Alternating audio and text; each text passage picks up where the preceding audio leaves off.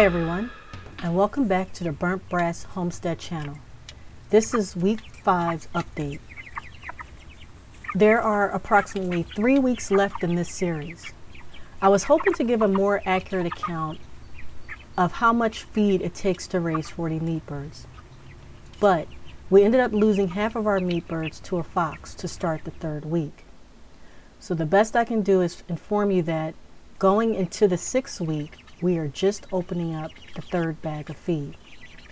Hopefully this information I am providing is sufficient to help someone determine if they can afford to raise their own meat birds.